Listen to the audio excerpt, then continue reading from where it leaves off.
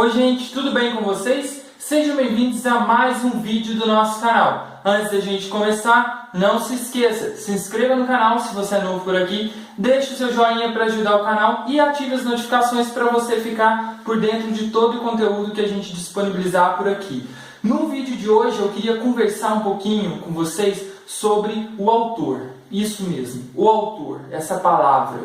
Bom, esse conceito autoria, a ideia de um autor, ela muda muito ao longo da história. Na antiguidade, ela não estava associada tanto à pessoa que escreve o texto, ao indivíduo, mas a uma espécie de lugar de autoridade onde estavam localizados determinados textos. Mesmo desconhecendo a autoria, isso não impedia a circulação dos textos. Por exemplo, o Tratado de Retórica Herêneo, de autoria desconhecida, foi um dos textos mais importantes para a retórica e para a antiguidade no mundo romano. Outra coisa, no Renascimento, a ideia de que o autor estava mais relacionado com o indivíduo começa a tomar forma. E isso vai ficar ainda mais forte com o surgimento da imprensa. Na Idade Moderna, a autoria ela é pensada em relação à pessoa. Assim, isso serviu de base para que os autores começassem a ganhar dinheiro com a sua produção. Isso serviu então para embasar a noção de propriedade intelectual. Também foi importante para poder responsabilizar as pessoas pelas ideias, pelos textos que elas produzem. Alguns autores foram condenados porque os seus textos desafiavam a estrutura de poder, o poder mesmo de poderosos e os costumes de determinados países. Bom, o que acontece? Ao longo do tempo, essa noção de texto estritamente como a produção escrita, aquele texto que está ali no papel, ela foi mudando. Porque os estudos literários foram avançando, os estudos linguísticos também foram avançando, e a noção de texto não ficou restrita só àquele texto que está ali no papel. Ela se ampliou, as possibilidades do texto também se ampliaram. Então o texto não era só aquilo que estava ali escrito. O texto literário e a sua textualização, ela não estava só naquele momento em que você acabou, pôs o ponto final ali e acabou de escrever o texto. O texto literário, por exemplo, continuava nas leituras diversas que um texto poderia ter. E essas leituras mudavam muito de leitor para leitor e dependendo da edição a que esse leitor tinha acesso. Por exemplo, se você lê o best-seller de Dan Brown, o Código da Vinci, se você lê em inglês, você vai ter uma leitura. Se você lê a tradução em português, é outra experiência de leitura. Se você lê a tradução em português ilustrada, que tem até as fotos dos azulejos do museu, os quadros, tudo que menciona, todo aquele universo artístico que o autor menciona, você vai ter outra experiência de leitura. Outro caso interessante para a gente pensar é que o autor Marcel Proust, ele não terminou de escrever o seu romance Em Busca do Tempo Perdido. Ele morreu em 1922 e os 3 últimos volumes não tinham sido revisados por ele. Então, todo aquele trato do estilo, esses 3 últimos volumes, eles não têm. Até hoje, os estudiosos de Proust se debruçam sobre os cadernos para comparar os textos e verificar qual texto é mais proustiano, vamos dizer assim.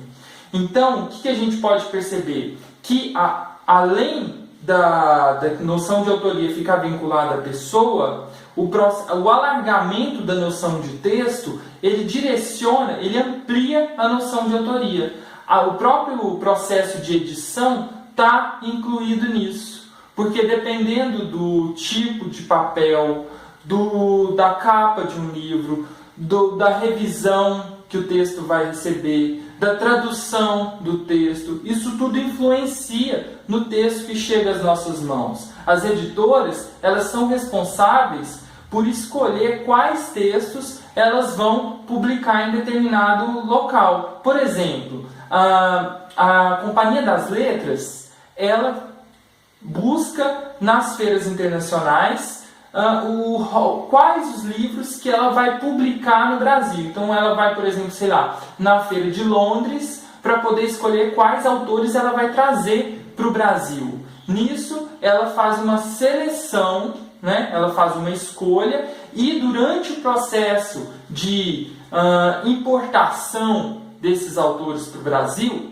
né? Ela mexe no texto, o texto passa por tradução, o texto vai receber mudanças, ele vai ter uma revisão específica, uma adaptação para a cultura, né, brasileira, para a língua portuguesa e para a língua portuguesa falada no Brasil. Então o texto vai passar por diversas modificações, né? Então o texto que vai chegar para nós não é o mesmo texto que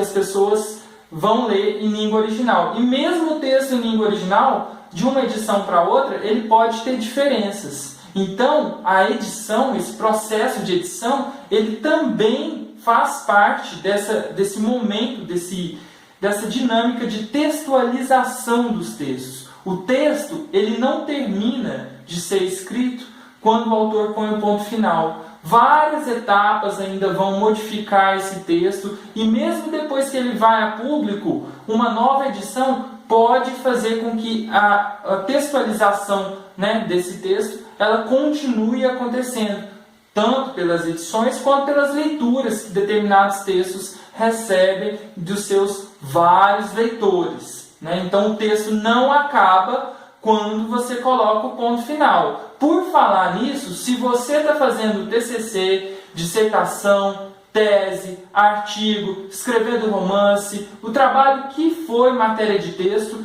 eu posso ajudar o seu texto a ser um texto melhor para que ele atinja os seus objetivos. Manda um e-mail para esse endereço que vai aparecer na tela com o assunto revisão, e eu posso, com a minha revisão de textos, ajudar o seu texto a ser ainda melhor. Para poder pensar essas questões de revisão, nesse mês de março eu vou ler 2 livros. Primeiro eu vou ler esse Quem Mexeu no Meu Texto. Ele é da Luciana Salazar Salgado, é uma professora da UFSCar, tem vários assuntos, desde de revisão de textos até o processo de edição, como que isso modifica, né, e transforma os textos. Então eu vou ler esse para poder ajudar a pensar, e vou ler também um livro do Roger Chartier, que é A Mão do Autor e a Mente do Editor. O Roger Chartier é um historiador famoso, uma referência em história da leitura e do livro, né? Ele é do Collège de France. Eu tive o prazer de assistir uma palestra dele na Universidade Federal de Ouro Preto em 2016. É uma pessoa muito carismática e muito inteligente. Eu tenho certeza que com esses 2 livros, da Luciana e do Roger Chartier, eu vou conseguir pensar coisas interessantes sobre a ideia de autoria, sobre edição, que é uma área que eu tenho me interessado muito. Editoras, me contratem. Então, eu tenho certeza que nós vamos ter resenhas interessantes sobre esses 2 livros. Lembrando que logo, logo nós teremos a resenha do livro Conversas com o Jovem Professor, do Leandro Carnal. Se você me acompanha nas redes aí, você sabe que eu tenho refletido muito sobre essa questão da educação, e logo nós vamos ter a resenha do livro do Leandro Carnal. Muito obrigado a todos vocês.